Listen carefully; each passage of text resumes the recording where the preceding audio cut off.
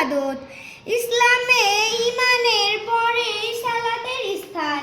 প্রতিদিন 5 ওয়াক্ত সালাত আদায় করা ফরজ। সালাত আদায়ের জন্য নির্দিষ্ট বিধি বিধান রয়েছে।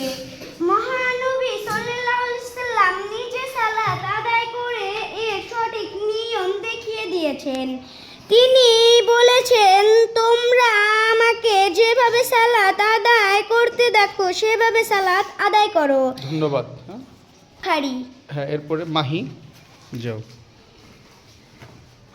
সালাত আদায়ের জন্য আমরা নিচের নিয়মগুলো অনুসরণ করব। 1. ওযু করব। 2. পবিত্র পোশাক পরিধান করব।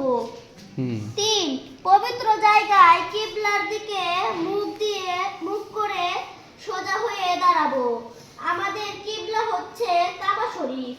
এটি মক্কা নগরীতে অবস্থিত। মক্কা নগরীতে ভালো করে বানান করে দেখো কি?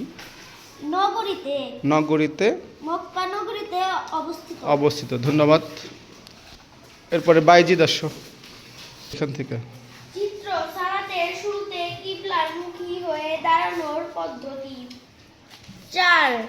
নিয়ত করব। নিঃশব্দে মনে মনে বলাই যথেষ্ট, শব্দ করে বলা জরুরি নয়। 5. আল্লাহ আকবার বলে সালাত শুরু করব।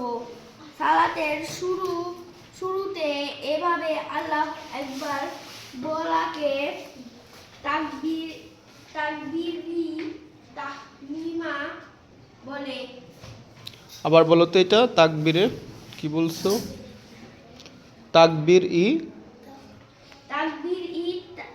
তাহরিমা বলে। হ্যাঁ, তাহরিমা বলে। ঠিক আছে, আর একটু কিন্তু ভালো করে তোমার উচ্চারণ করতে হবে। উচ্চারণে কিছুটা সমস্যা আছে, তাই না?